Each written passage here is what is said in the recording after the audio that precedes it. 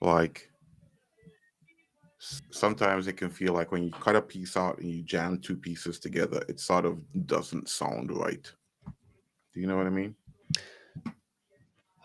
Yes. So it can definitely sound jumpy. It can definitely sound jumpy when I do that. But what I go for, so it depends on what I'm going for and the tone of what I'm trying to do. When I do my short form videos, the tone that I want is the jumpiness. I Okay. find that for my audience, I'm way too slow, and my audience often attracts the ADHD crowd. A lot of my following on TikTok came to me on TikTok because of ADHD. A lot of my crowd in YouTube came in because of ADHD and that topic and that hashtag. And they just want like get to the meat as soon as possible. Now, what I should do is I should write a better hook and then keep some of the space between the words later on. I should actually think through my hooks a little bit better.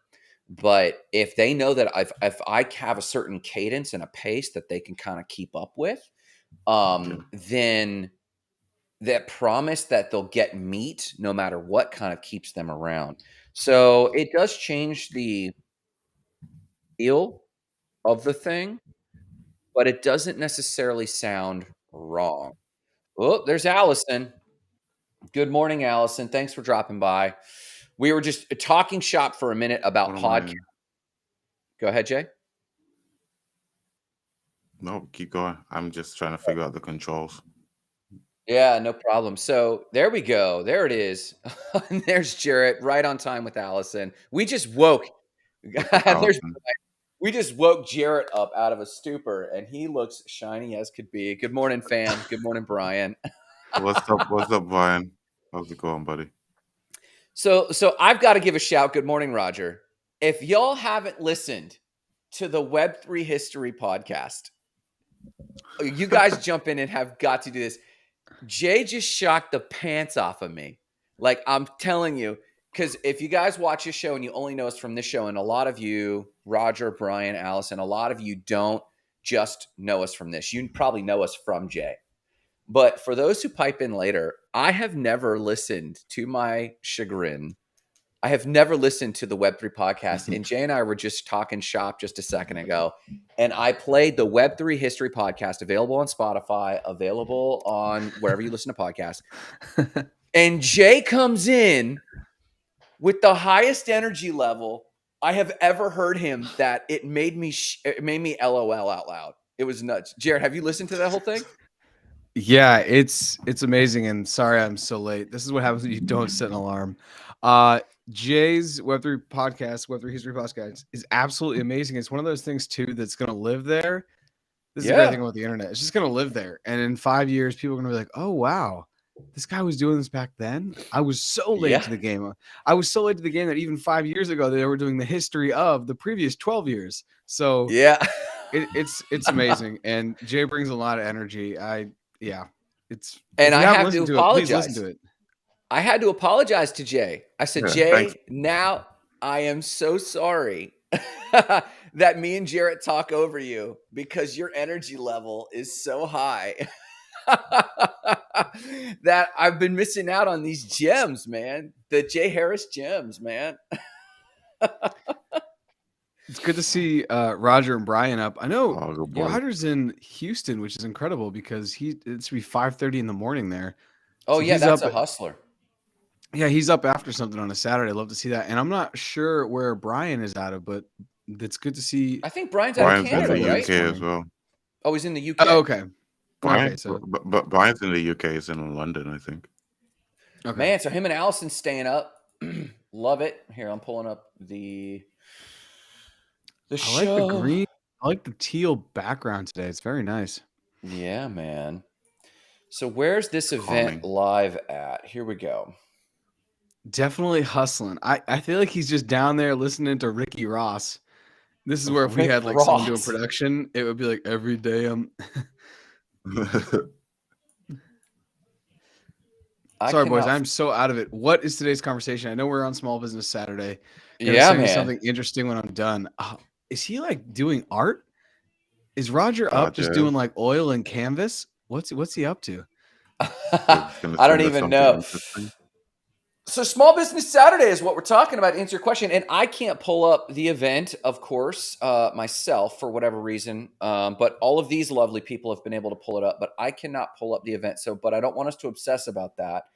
The link I gave Allison looks like it's not pulling up what I need it to. So maybe once we go live, the link changes. I'm not really sure. But I'll find it in a second. Maybe if one of you guys could drop it on me. Small Business Saturdays, let's talk about what we've been building this week. And I want to hear from you guys. How are your businesses going? What are you building? What can we hype? And what can we help you troubleshoot? We went through the big 3 questions with Jay a few weeks ago on like, what are the big 3 questions about your business? And you know, it's off topic. We could talk a little bit about entities and all kinds of stuff. But I say first, let's talk about what we've been working on and some of the decisions we made this week. What did we talk about? Was it yesterday that we made some decisions, gentlemen? Is that what we did? Was that yesterday? It wasn't yesterday. No, was it Thursday? Maybe Thursday, yeah. Okay, so hit us. What did we talk about? Well, Grant, I think if you want to break this down too, and I think it'd be good for everyone to hear, you broke down, and I forget who you were referencing when you were talking about this, but you broke down the 2 types of businesses. Yeah. And if I remember, one of them was there might have been a different name, but one was to monetize and one was to kind of like live through. I think it was lifestyle. And monetization. So can you remind me too who also like created that paradigm for you to kind of grasp onto? Man, honestly, I don't know if I can locate. I've heard it said several different ways. I heard Tim Ferriss back in the early 2000s talk about It was Tim Ferriss. It was Tim Ferriss, I believe. Yeah. Yeah. And the thing about a muse business, aka a monetization business, is it's built to make money. But too often, a big mistake in my small business coaching, oftentimes what I see is a big mistake small business owners and entrepreneurs make is that they attach their name to it. So they can't figure out like, what's the brand of Grant Sparks and what that's building versus what's the brand of like Spark Sites, my website company. And the problem, well, our greatest strength is our greatest weakness. I am a sales machine when I choose to be. And I built Spark Sites because I was doing 4 appointments a day at the local coffee shop when I'd go to like a local networking meeting in the morning, I'd hand out my business card. And that day I would schedule 4 back-to-back coffee shops. And everyone's like, man, you really hustle. You really get after it. I really appreciate it. Truth was that I didn't have a car at the time. And I had to get downtown for the meeting. And it was my only chance to sell them at the coffee shop. And that's when I was doing my unsale system that I do. I have a whole course on the unsale system, and it's how you sell without selling. And I grew the company that way. The trouble is when I started delegating all the elements of the business, one of the most time-consuming elements that is only pseudo-leveraged is sales. People think, well, sales is the leverage position, not a price ticket we were doing. If I were doing 5 and 6 figure tickets, which we're moving towards back to, then that's leveraged for me to do more than anything. But we were doing much less than that, 4-figure website sales. And so that's not exactly leverage. So when I try to hand that off, my brand, the Grant brand, the people, it glitched. And then you sell them and they're like, by the way, my email's not working. Let me text Grant. Meanwhile, I'm on a show. Meanwhile, I'm selling 5-ticket other stuff. And I'm like, why are you bothering me? Well, you handle the websites. No, I have a whole team. Well, I don't want to talk to support. I know you. I like you. That's called a lifestyle business, and it's the lifestyle trap. So the 2 I gave you was the monetization, or AKA Tim Ferriss Muse business, and the other is the lifestyle business. And people try to blend the 2 when they go, I've got a lifestyle brand. And it's like, you can't do that, and it's evolving. And maybe later in the show I'd like to ask this question on how podcasting is evolving. I talked to 2 podcasters doing homework for what we're building, gentlemen. Our podcast course. Hint, hint, hint. Seed drop podcast newbie course coming up. I was talking to them doing homework about this, and they had really good insight on where they think podcasting is going and content types. I can talk about that later. But the 2 businesses, to answer your question, is this a Muse business? Can we package it? Can we sell it? Is it not dependent on our faces to do any fulfillment or sales other than maybe the marketing? That's the nuance. That's where marketing and sales diverge. You can build a lifestyle brand from the marketing, but if you also handle the sales, you're on the hook for a responsibility. How often has someone sold you and you're like, this thing broke, and you go back to the salesperson, not the support rep? All the time. Anyways, so those were the two. That's what you were getting at? And did you hear that from Tim Ferriss too? I've never heard that. The Muse business? Yeah, I've never heard the distinction in the way that you broke it down, and I really liked it. And I think it's valuable for people listening, because I do think a lot of people out there, if you just even like get on Instagram and you just kind of scroll around, you're going to see a lot of lifestyle businesses. And then they may try to also make it into a Muse business. And I don't know if it always works. Sometimes it does, but a lot of times I don't think it does. And I just think that that's a really good distinction for anyone that's trying to build a business. Yeah. And I think this is also why many for-profit companies, old school, when I say old school, I mean something that was created probably pre-financial crisis, 2008. A lot of them feel bulletproof or not bulletproof. They're not as worried about marketing and branding and social media as the companies that were formed after that. So it's just very interesting to hear, because I've worked for companies that were formed before then, and there's a lot more pushback to social branding and marketing and how you kind of create the persona of the product or the service, as opposed to just selling the product or the service. They're two completely different things. Well, and as we share this, especially to our regulars, I'd love to add value to y'all. Let us know, based on that framework, what you think you're building. Or if you just work JOB in Web3, that's absolutely cool too. We don't necessarily like worship at the floor of entrepreneurship, because that's its own beast. Jarrett's got a Web3 job. Jay, yours is not. You have a Web2 job, but you're Web2. no? Yeah. Web. Yeah. And my job's like Web 2.5, because the organization I work for is Web 2, but what we're trying to do is Web 3, and I'm part of a small team that's trying to just, not even turn the ship, just run around the ship and tell people about Web3 and crypto. So I would say it's kind of like a Web 2.5 job, even though my professional title now does include the word crypto, which is fun. So there's the official title. The official title. The official title is Crypto and Community Fundraising Manager. So Crypto and community fundraising. Crypto and community fundraising. Yeah, so I actually do have two different hats that I wear. One is to focus on how you tap into the crypto community and you get people to literally say, hey, I'll give you an Ethereum. Great, you're doing interesting things and supporting communities and XYZ. I would love to help that out. The other one is community fundraising, which is like, Grant, you have all of your customers and Spark sites and you want to get them to fundraise for a specific cause. Could be disaster relief, or it could be something that's more just kind of like ongoing. So just, consider, I guess the more standardized would be the, that's a baller title. Thank you, Roger, so much. Would be the kind of like the old bake sale model, how can we get everyone to pitch in, and then we can kind of it's basically crowdfunding. So Roger also shout out was recently on More Than Blockchain, and we talked about Li-Fi, and and I don't want to derail the entire conversation of what we're doing today into Li-Fi, but we could, because Li-Fi is fascinating. And the more that I've learned about Li-Fi, it's Li-Fi stands for light fidelity. And if you are listening to this at all and you want to learn more, I'm going to shout out More Than Blockchain, but you can go listen to our episode, I believe, and I'm pulling it up.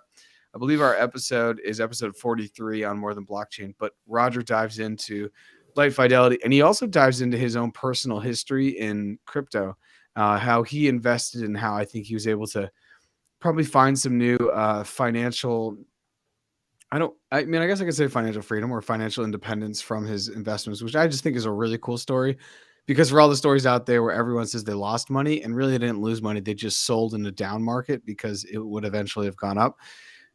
Roger's story about his timing and his conviction into the market, I think, are good things to hear, especially as we are in a crypto winter bear market.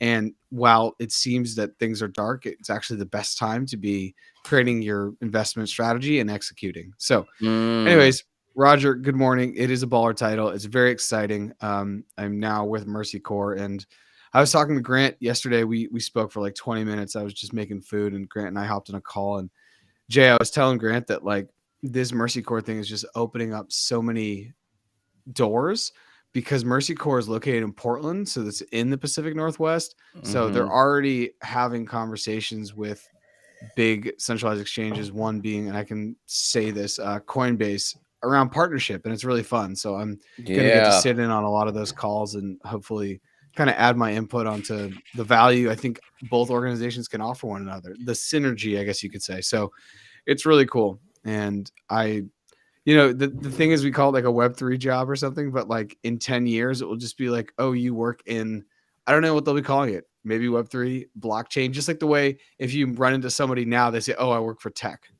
It was going to have its Yeah. entire whole sector, and then eventually it would just be, oh, I work at such and such a company. And you won't even have to say tech. Like people might not say tech. They just say, oh, I work at Facebook. Oh, I work at Meta. So I do believe we'll eventually saying get tech there. rocks though. Like Saying tech does rock. And I wonder if saying I work in block, if that's going to have the same, if that's going to have the same reverberation, but I guess we'll see. I can't imagine it, man. Yeah, you know what? Let me do this real quick. You guys are going to think we're tools. We're live. You're here. You found us. But guess what? We can't find us. None of the three of us can actually find the link where this live is at, but y'all are commenting.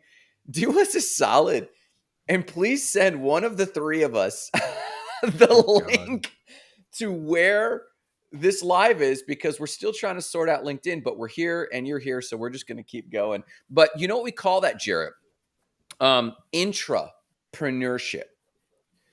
And if you have a job and you are trying to bring entrepreneurial skills, you make pitches, you make proposals, you try to reframe your position. There's a little bit of an ambition, but it's still within a W-2, in America, W-2 sort of job. There's the link. Brian's got the link. I don't even know how Brian ended up with the link. Here, let's see. Can I click it? Yeah. Here, I'm so curious. Thank you, Brian. For some reason, it's not working for the three of us, but it's working for y'all. Yeah, this is like some weird content creator. What's that thing before you get to hell? Purgatory. We can't access the link, but the people watching can access. We have like no control. It's like a Truman Show situation because I can't even click on this link. It doesn't open for me. So if it's Small Business Saturday, here's learnings for y'all. Y'all have done lives, I'm sure, and y'all have done LinkedIn lives.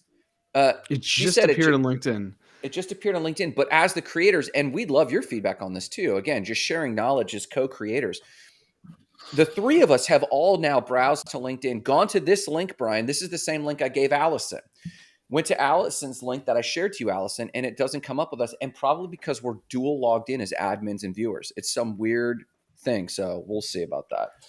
And it has something to do with the business profile too. But this has something to do with the business profile for sure. Because normally when I go to the business profile, like on Tuesday, I went to the business profile, and that's how I got the live, because then it was up in the background. Yeah, because that's how it normally pushes. But anyways, if you're listening to an audio, sorry for all of our video glitches, and we're ruining your audio experience. Yeah. But maybe we get back to I just think it's a really good distinction between a muse business and a lifestyle business, because I really don't think that a lot of people building lifestyle businesses realize that it may not be as easy to just click in the muse business. It's not. However, I think when you have the muse business, the sprinkle on top, now in our world of document over create, you can just document what you're doing. Hey, like, anyone who has one of these drop shipping jobs, just have someone put a camera on it for an hour a day and just talk into it. Like, this is what you're doing. People love the voyeurism. People love that. And so now you have your muse business that you're monetizing, and then it's easier in the Gary V world of document over create. You can just kind of shoot it like it's a document, literally like it's a documentary, clip that out and throw it up everywhere. Absolutely, Roger. LinkedIn has a great audience, but they need to do better with their live opportunities, big time. And this is all new. This and audio spaces is all new. So we've got grace for it, and thankfully, y'all have grace for it. About muse businesses, Jarrett. Muse businesses, we call them muse businesses. You know what we should call them? Businesses. Because the principles of a muse business should be the principles of any business you think about. It's not that profit is king necessarily, but the rules of profitability are king, meaning I still have to have a great product. I still have to listen to my customers.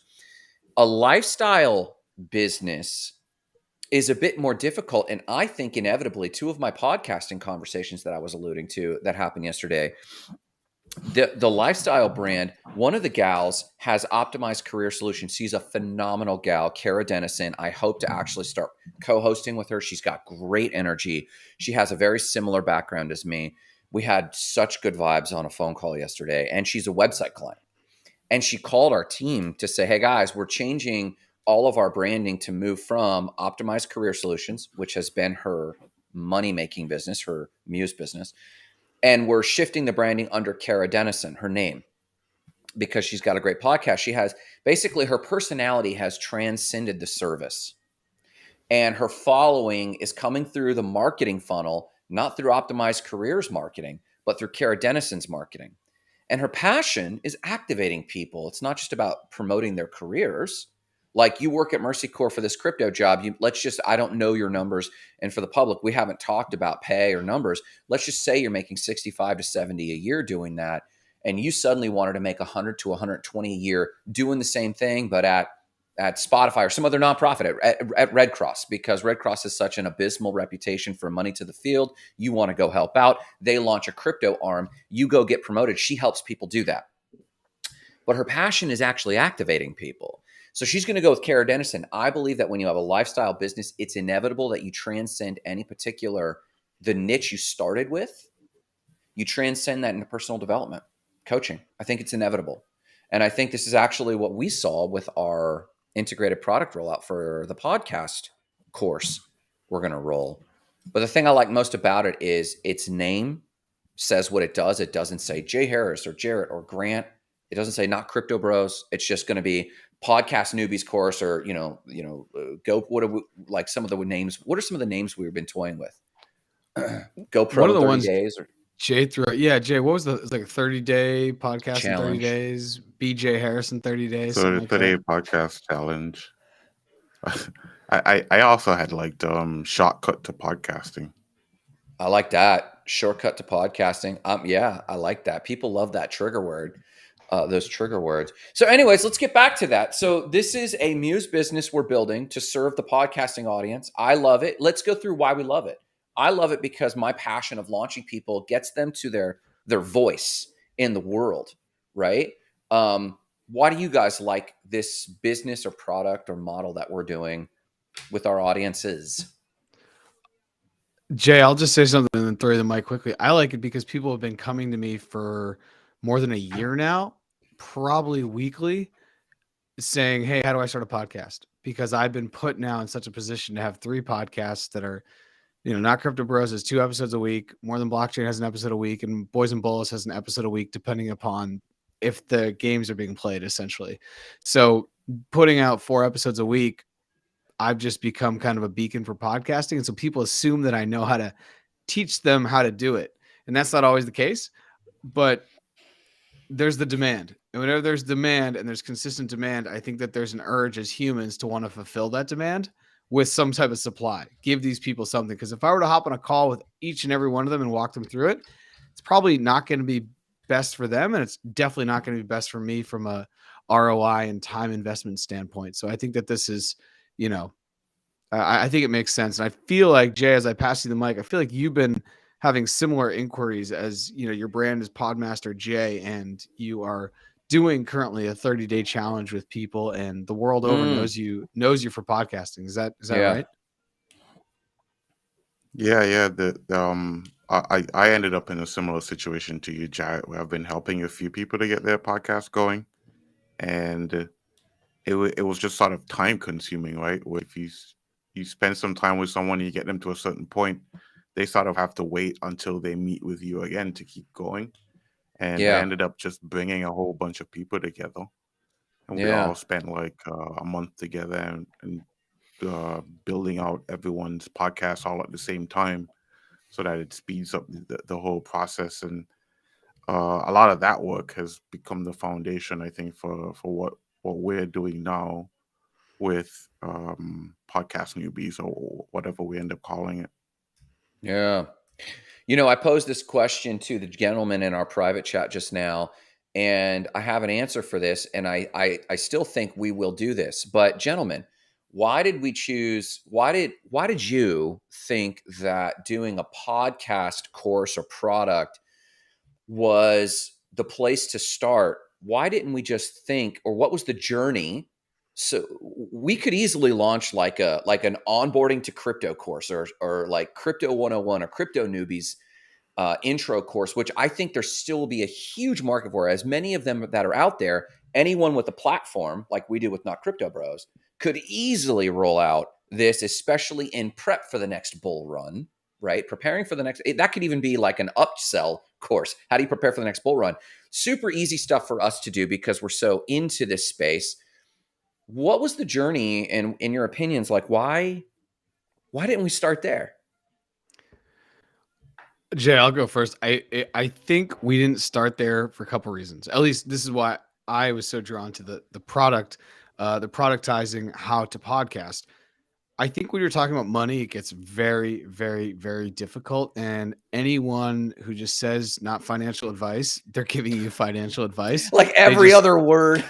yeah, they just think that they have to tell you this because the world has told them that they have to. Yeah. So there's that. I think it's also the proof of work. We've now each of us done a lot of podcasts, so I can just point to that and be like, look, I know what I'm talking about. I've done this. Yeah. So I'm just going to give you all and I think the reason why you take the course is you're going to look at these three guys and you're going to say, okay, they've made all these errors. Let me listen to them and I'm going to cut my learning time. Like Jay calls it shortcuts to podcasts. I mean, I think that's totally true. So I think we have more of a proof of work that we can show. I mean, if I show people my crypto portfolio, maybe, but I think it's a little bit different. I think if there's a crypto millionaire out there, or as they call them, zillionaires, that's a new good word for everyone's nomenclature. So it's millionaire with a C for crypto millionaire. Then I think that that's something like, wow, this guy did it. Well, I should listen to him. When really he just happened to put $100 in Bitcoin, into Bitcoin in 2012, forgot about it, pulled him out in 2017 in the bull market. And then everyone thinks he's he, she, or they is some kind of a savant when really it's just, they got into this thing. So I think that there's already, as you said, there's already a lot of other people that are doing that. And I think that our brand, while it may be about crypto and the financial freedom that can come from crypto and the network that can come from crypto, it's more difficult. And I always just think that when you have demand for something, if it's great enough, then you're going to try to fulfill it. If everyone was banging on my door for me to teach them how to play center attacking midfield in soccer, for example, well, I would probably move my whole life to do that if I had 100 people knocking on my door every day, but that's not the case. And there's YouTube, right? So I think that when you want to productize something and kind of put a package together and tie that to a brand, I just think it's completely different and should be built off demand. I think a lot of people create courses and they may not be tied to demand, and it may not be tied to exclusive demand that they're getting because of their lifestyle brand. A lot of people could create a podcasting course just to create a podcasting course, but we're going to create a podcasting course for people because we are leveraging it on our lifestyle side. And so while it will be our muse side, to go back to our framework today, it's really tied to demand. And I think that that is so important because I guarantee everyone needs, I'm just going to use some stupid examples. So here we go. Everyone needs this marker. And I feel like I'm in what's the Leo movie, The Wolf of Wall Street, sell me this marker, right?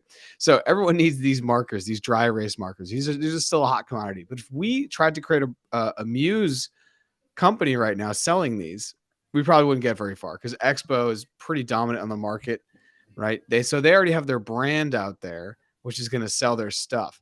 Who's going to buy this from who's going to buy a marker from us, from Not Crypto Bros? And conversely, who's going to buy a podcasting course from Expo, this whiteboard marker brand? Because their brand doesn't really align with this. However, our lifestyle brand does align with podcasting. And I think sharing content at scale, and we've really leveraged lives, which I just think is totally where people are at. And I think it's kind of like the modern day radio show. People have loved the radio since it came out because you could listen to it. And then when you could start to call in, it felt like Yeah. you were part of it. And that's why Yeah. we love everyone who's been in the comment section today, Roger, Allison, and Brian, because this is honestly just a modern day radio show. That's how I describe it to people. People are like, oh, you go live? I'm like, it's just a radio show where people can comment and it's really fun. So anyways, I think we're fulfilling a demand that we're getting on our lifestyle Yeah. right into our muse, and it Yeah. feels natural, and it feels like this is something we're supposed to do. It's not being forced, because it also feels like when we launch this, there may be people, maybe Brian, Roger, or Allison, you guys are already doing something great. Roger, I know you're doing a lot from our conversations, and you just want to share that with the world. And you're like, yeah, I'd like to start a podcast, but I just don't know how to do that. Yeah. Well, for a very small amount of money compared to the ROI that you could get from it, buy this course. It will take you through, and then you'll be on your way. I just think a Yeah. lot of people, the jump, we've talked about this, from 0 to 1 is so massive, It's huge. but people don't do it because it is so massive, when really we're just like, no, watch the content we're going to put together. It's about 15 to 20 hours of coursework or whatever, and you're going to have that launch pad right into starting your own podcast. Yeah. It's not going to be how to get to 100 episodes. It's going to be how to get it off the ground and probably get to your first 10 episodes. But I would say most podcasts don't even get past like episode 5. They just give up. They burn out. They don't have a vision. They don't have a reason. But if you're already starting and you have a muse, and now you want to shine the light on that muse through podcasting, this could be a great thing for you to leverage. So Interesting. Jay, passing you the mic. Yeah, totally. How did we end up at this topic? What was the journey, Yeah. or why didn't we start with a crypto product? Yeah. Yeah, a crypto product or course. Why did we do podcasting? Because we are not crypto bros when the world sees the three of us. So Yeah. Yeah. for me, basically, we're fulfilling a demand that the lifestyle brand is getting. Interesting. Yeah, I mean, I think at our hearts we're all content creators, and you Yeah. know, like honestly, if it wasn't Web3, we'd all be creating some other kind of content, you know, like Graham. That's a great point. Yeah. Would we still be the bros, the not bros, if it wasn't crypto? I think. I mean, if it was 25 years earlier, we would be the not social media bros. I mean, I guess Yeah. social media hasn't been around that long, but even if it was Sure. 10 years ago Yeah, and we yeah. all met and we were doing this, we'd probably be maybe not even talking about Bitcoin. And it would actually be really fun, where if we started this 10 years ago in 2012, maybe we're talking about social media and just how to leverage content to grow your business. So we're kind of like an extension of Gary Vee, where he's out there like, beating his chest that this is what everyone needs to do. But it would have been really fun around 2013, 2014, where one of us just is like, hey, did you guys hear about this Bitcoin thing? And we like bring it up on screen. And then in 3 years, we've transitioned into that. And, we're all just dumping money and we just get into like DJing culture. But Jay, the way we got there was Grant posed a really good question. And I think this is actually a better answer to the question is, we all would have been doing this no matter what.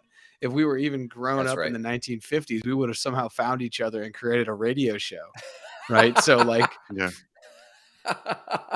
I think so. yeah, that's what Roger is saying. It's like a radio show. Like, Yeah. I think this is from before. He was talking about something that we were saying before. We basically got it set up like a radio show, and I think it's really just about us looking for avenues to create content, but then also recognizing that we're not unique. Like, we're not special in this whole thing of wanting to create content. There are lots of other people who want to put themselves in that position where they can share, some of their experiences or what's on their heart, what's on their mind, create a community, generate an audience or following. Lots of Yeah. other people want to do that. And I think we've all started figuring out that podcasting is really the best way of being able to accomplish that, especially if you sort of see yourself as a professional and you want to tie some different business aspects to what's going on, right? Yeah. Yeah. No, I think you're right. Weren't you three in the bar in The Shining? Oh my God. The Yeah. Shining. hold on. Wait. Have you The guys all Shining seen The came out- Shining? Yeah, The Shining came out I in like, kind of when did remember it that. come out? I don't know. It came out You in know, I want- 1980. So I was not around then, Brian. So maybe, I don't know. Yeah, man. Can It's I share possible my in the screen real metaverse. quick on some of this point, real quick, that we're making? Yeah, please do. So I want to show this. Let's see. I think Jay, you might have to approve it or something. If you're listening to this also on Spotify or a podcasting platform, please go ahead and find the stream, which should get to YouTube, so you can see what Grant's about to share. This is something that I think I'd like us to do more, because it is a visual for us to share even images. I think maybe it was Brian who had sent us something about crypto onboarding or crypto adoption, and that was a really helpful thing. But yeah, Grant is now sharing an image here that's helpful.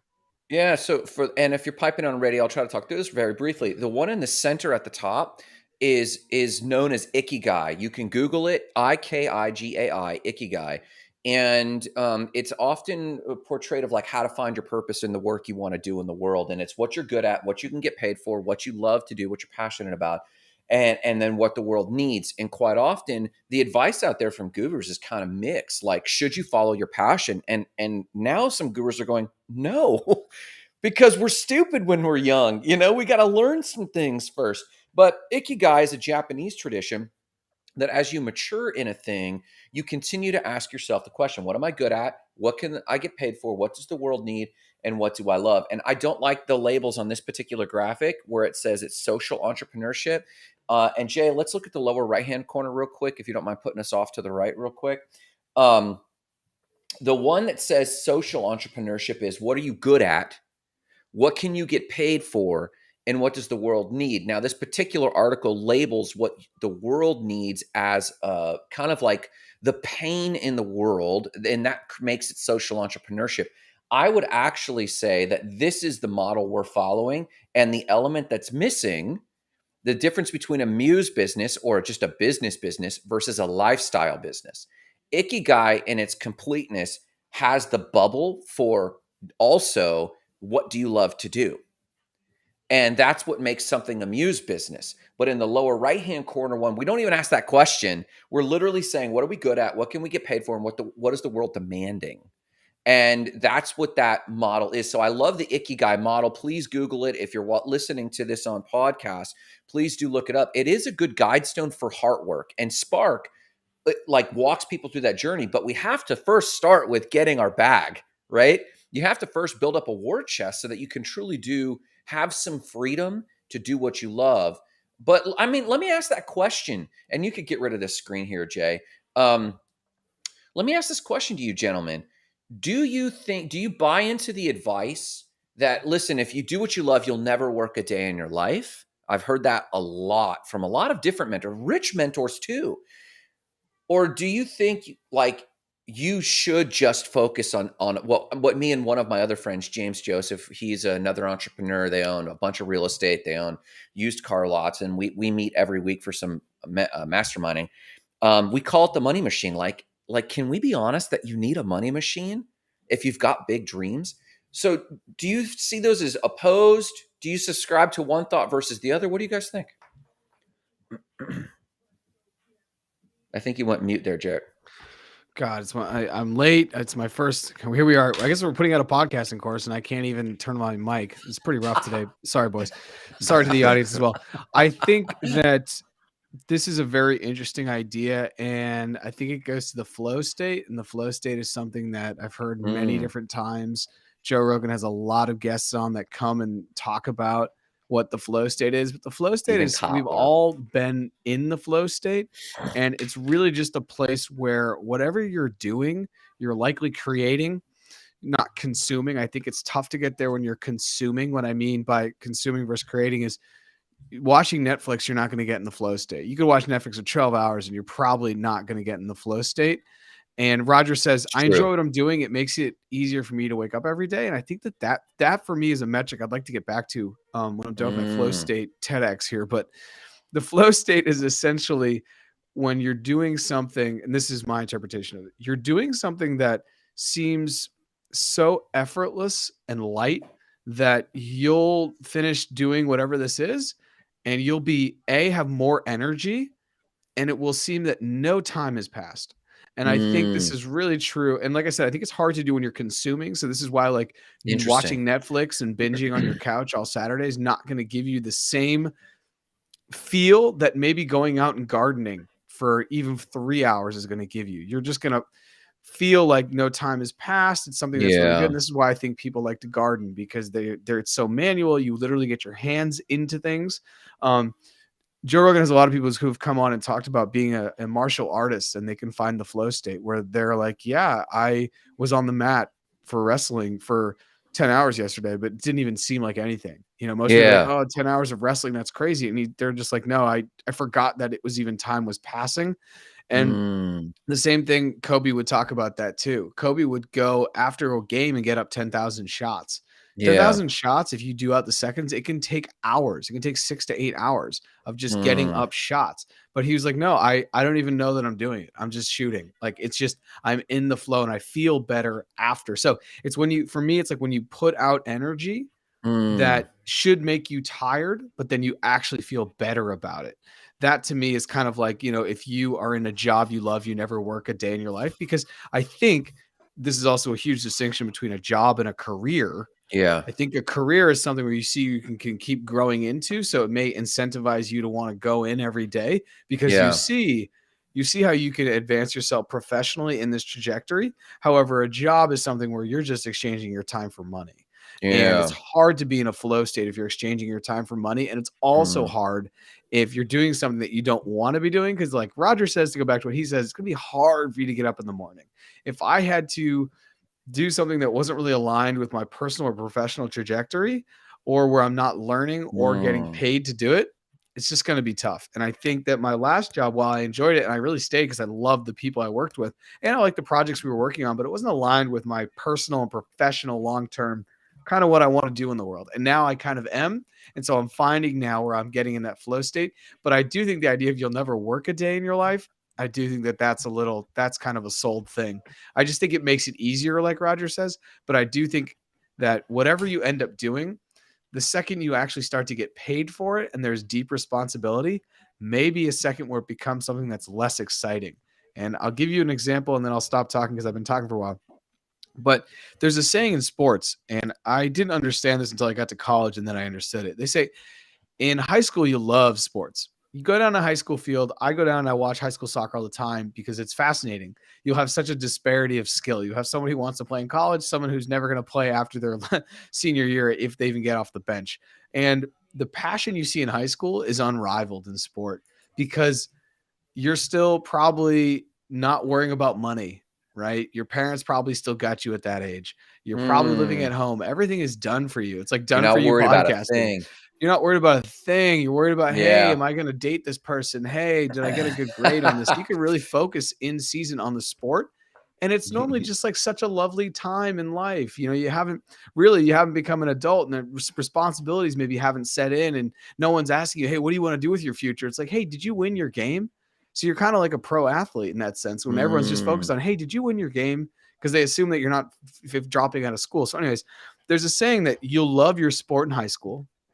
You'll learn to hate it in college because then it's going to start to seem like a job and then you can't go to the parties and then you really got to get up and like I missed my podcast live today, but then you got to get up at 6 a.m. to go do fitness or to go do weights. So the saying is you learn to love a sport in high school, you learn to hate it in college, and you learn to loathe it as a professional.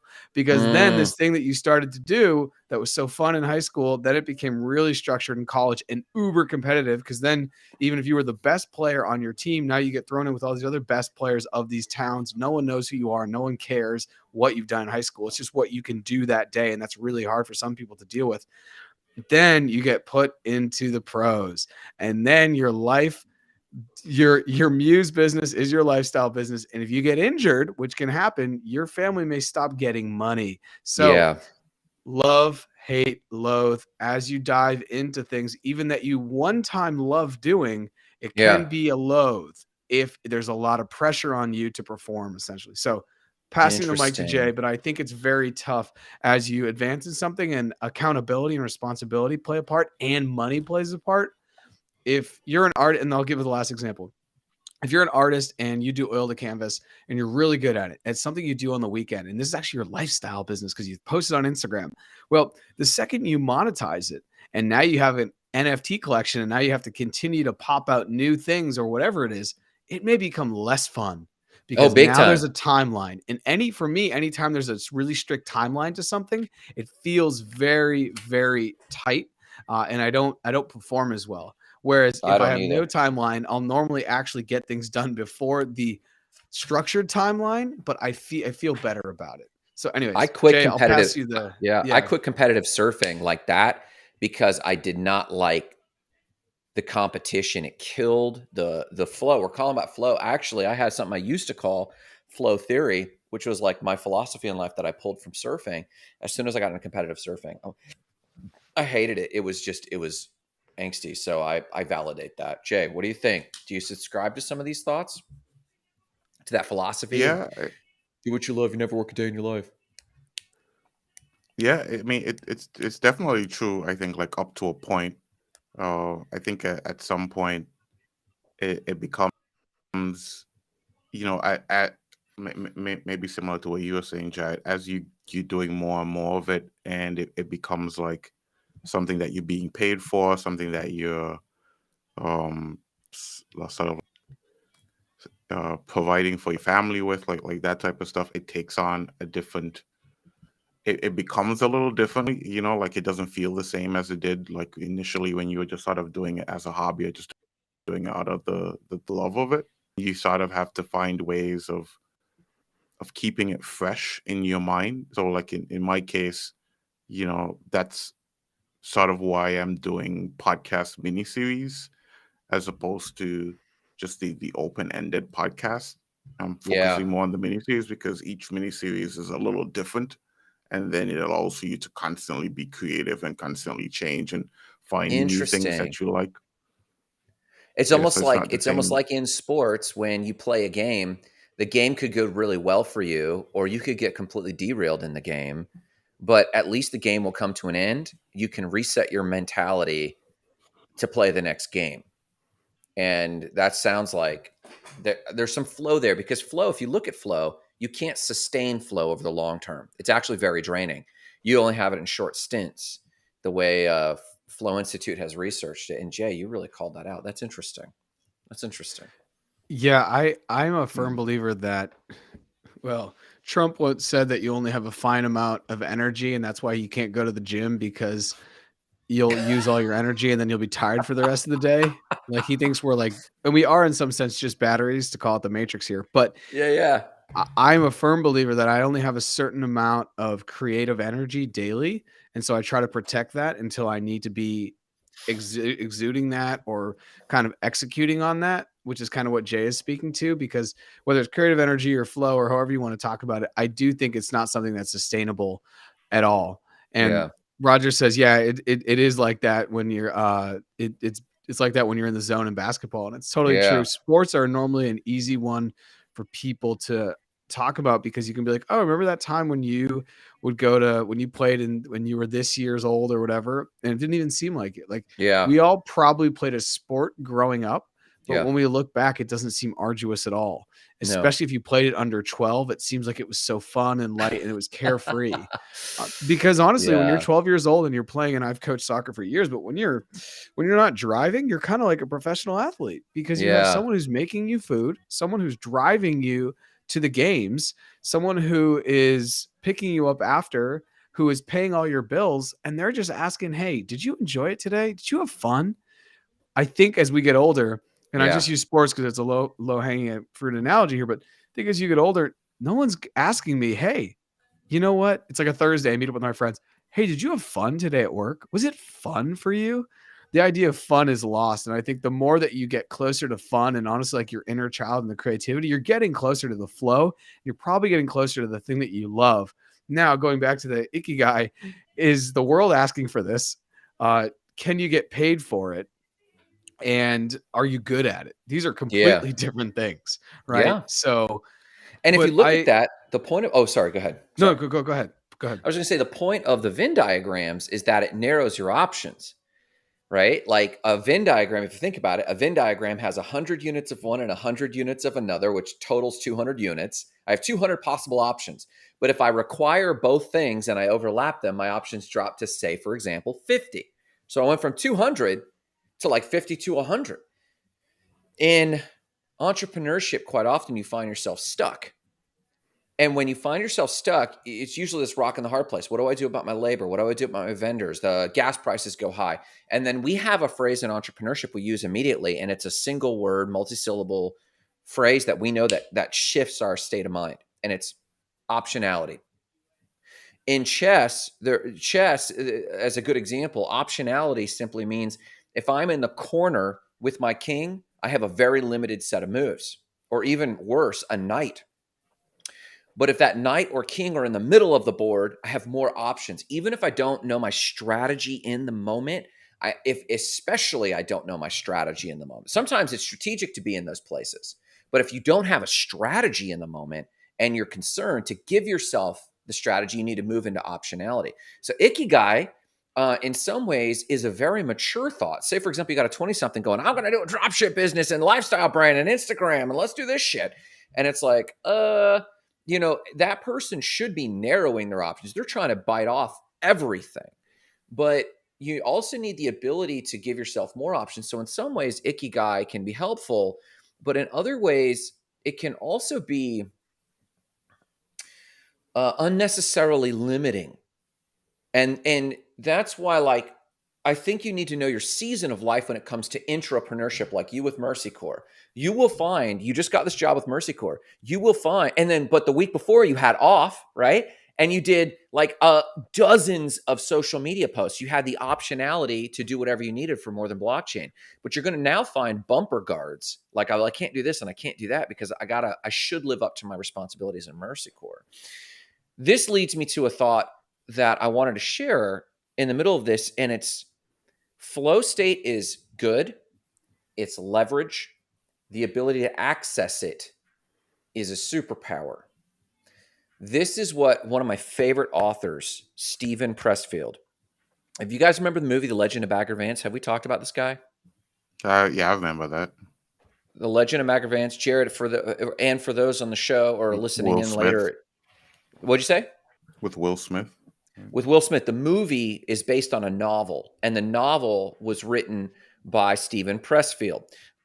Stephen Pressfield also wrote a book called Gates of Fire. Now, for those who don't know, Gates of Fire was the novel based on which a comic book called 300 was written, based on which the movie 300 was written.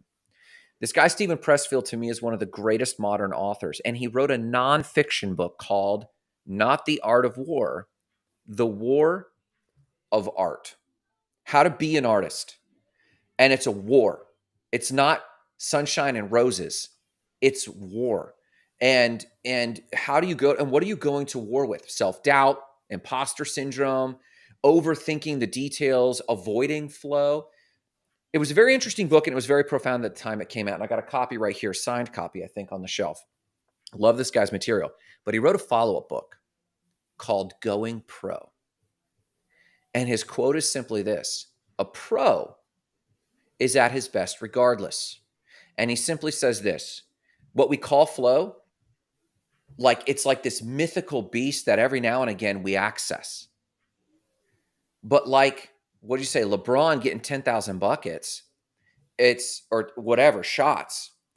The idea is, a pro can access flow on demand. They know the triggers, and this is what neurolinguistic programming is. Like, can I do a certain set of things that access that flow? The reason I'm calling this out is this. In entrepreneurship or small business Saturday, in small business, I could wake up, as I did last week, and through a series of purchases, nothing's wrong with my company, but through a series of purchases, I suddenly realized I had an oversight in what looks like payroll on Monday. So I had about $2,000 less in my payroll account than I needed for payroll. The money exists. Most small business owners would suddenly fold. And I woke up with that same feeling. Like, I still, to this day, I've been doing business for a while now. I still have that sinking feeling in your gut, like, oh shit, what did I do? But then I remind myself, I have that phrase, a pro is at his best regardless. And that is part of my trigger that I've created over the last 10 or 15 years. A pro is at his best regardless. So I go pull myself away from the situation, get into state, go in a flow state. I made up the difference in like 6 hours. And then, of course, you ask yourself, well, if I could do that in 6 hours, why don't I do that every 6 hours and just go make a shit ton of money? Flow states can't be sustained. And it is a pro moment. And I don't always have those moments. But my point is simply this about passion. Follow your passion, man. Versus building a Muse business. People think they can only go into flow on things they're passionate about. And in the early days, if that's what you need to get into state, do it. But as my recommendation to young business people, as soon as you know how to access yourself, like I told Jay before we got on the show, one of my passions is writing and painting. I love writing. I love painting. I love writing. This is my book. I love writing. I love that component, like a game that will eventually end and I start the next game. I love writing books. It's just this compartmentalized thing. But can I do the same thing for paying my taxes? Working with my accountant? Don't you just love talking to your CPA? If my CPA is listening, I actually do love talking to him. I just don't think he likes talking to me. Bring up Brian's quote real quick, Jay. Brian had a great one that hit right on this. I'll read this off and then I'll hand the mic to you guys. Brian Naughton says, you might love photography, but then the reality of going into business is doing weddings and corporate events, both of which you hate doing. So the question is like maybe, and we've just got a few minutes actually, but I'm curious, what in y'all's world do you hate doing, but you probably should be able to do extraordinarily? That flow would help with. That you should be able to go pro with. The reality is this. That's a really good question. I actually don't know if I have anything. Jay, I'd be interesting for you to something that I don't like doing, but then I know the world could basically there's demand for. I don't Or think the I role have needs, the role will or the world demand. needs. Yeah, I don't know if I have anything. I've tried to stay away from being really good at something I hate, I guess. Roger Williams. Excel spreadsheet. There you go. There you go, Roger. Get you some Excel. I love what Roger says. He says you have to be in a state of receiving. And that's a That's really good. interesting thing because you're really giving, but you have to be willing to also then be open to receiving. Roger, if you can qualify that more, when you say receiving, are you saying receiving like feedback, receiving instant real world constructive criticism, which will then mold your future, like your whatever you're doing to get better? What do you mean by receiving what? Because I think that's a really interesting one. I think it's spiritual. Spiritual or meta. I don't know if it's spiritual, but metaphysical. I think, and Roger, correct me if I'm wrong, I think this is a state of receiving from your highest self. It's like an open-heartedness. Like okay. when you picture LeBron dunking or when you picture flow states, and let's just ask this question. What was the last time either of you just felt in complete flow? You lost track of time. You were just doing and you're like, oh, I love this. The best example I have, and Jay, I want to hear from you, is Not Crypto Bros. We just did an hour of live stream, and it's minute 58. That's true. Every time we do this, that's the other thing from a good episode. I mean, I think I can find it too if I'm just working out, if I'm just doing something that I'm like running or I've been rowing a lot on the erg. And just I rode a 10K the other day, and it was like it took 5 minutes in my mind, even though it took like 50 minutes on my body. But in my mind, it was less. I think that's the other distinction. If you can work something on your body that may be taxing, but on your mind it's not taxing, that's huge. Because a lot of times we make mistakes, we're not at our best. It's our mind is tired, not our body. Our body can push wherever our mind wants to. And I feel like I'm David Goggins here talking, but like that's a serious thing. Jay, do you want to weigh in on any of this? Because I feel like you find flow from helping people podcast, and we're going to go a little over people, so bear with us. Yeah.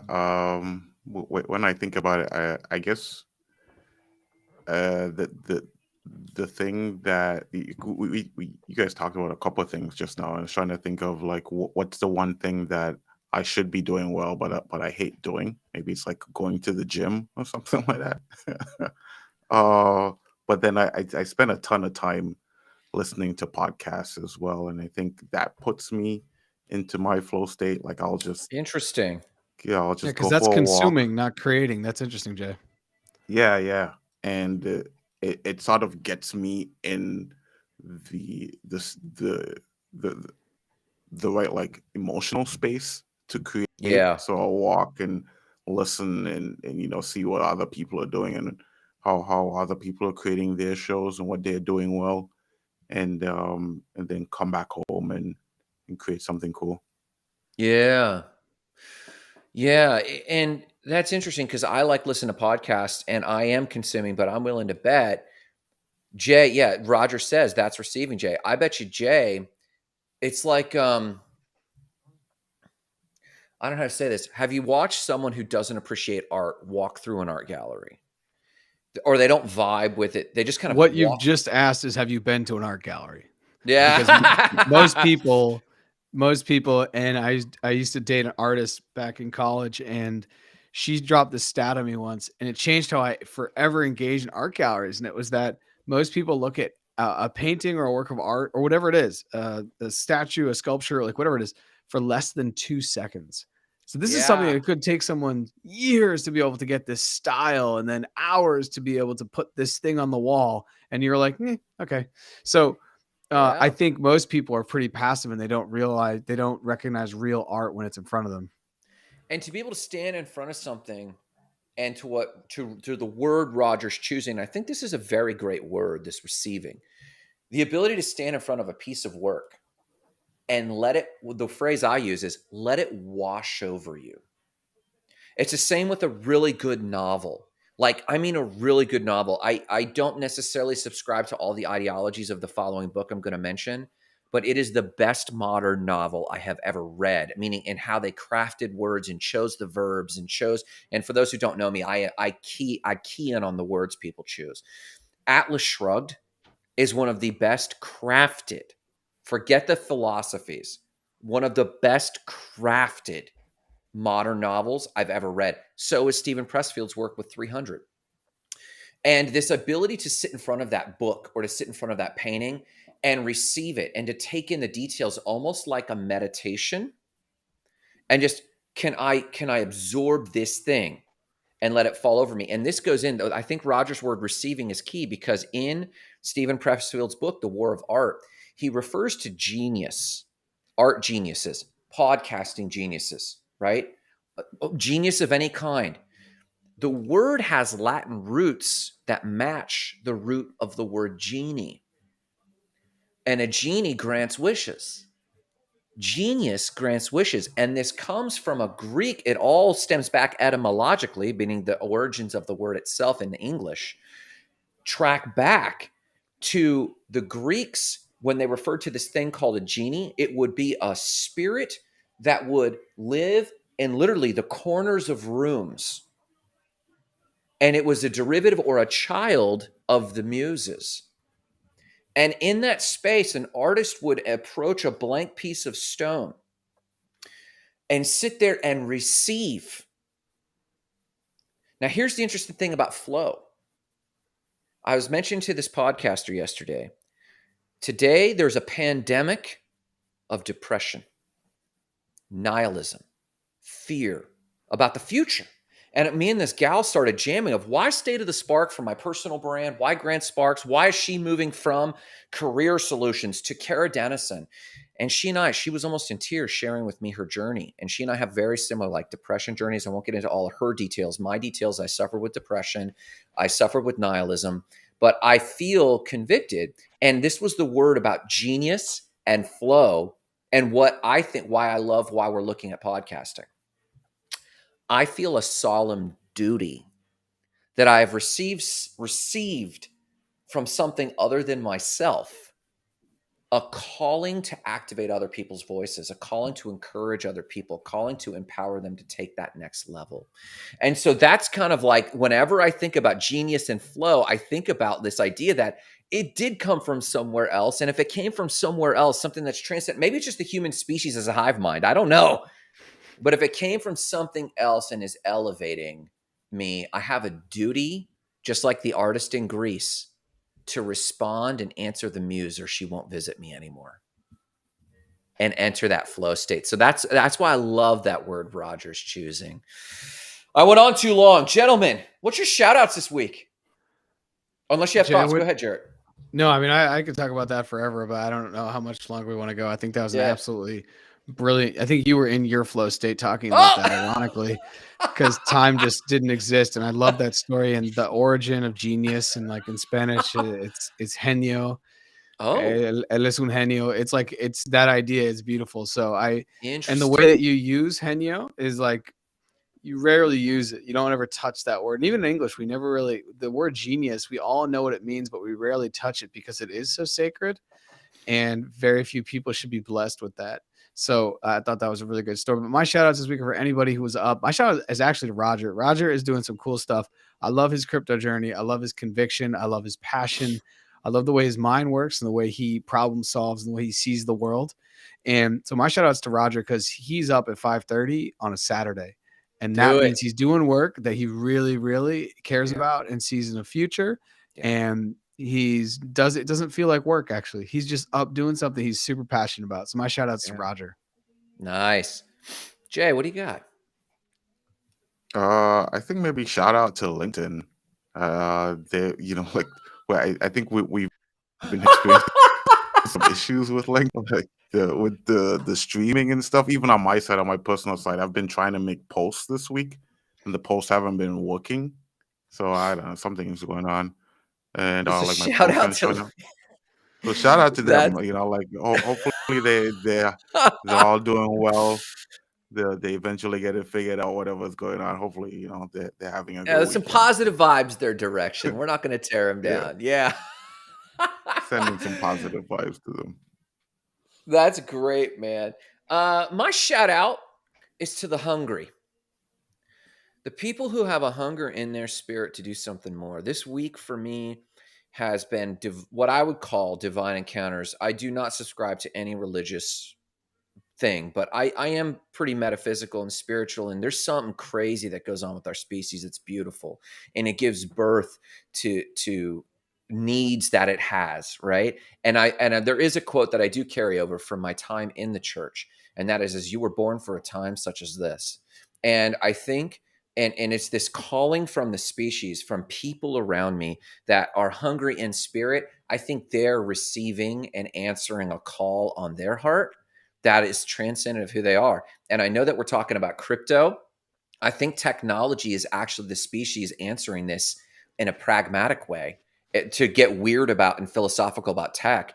But I think crypto is doing this. I think podcasters are doing this. I think coaches and trainers are doing this. And so I give applause to anyone who's up, like Roger, anyone who was up last night, Jarrett, who was up last night, like, I'll see you guys in the morning and then I sleep in.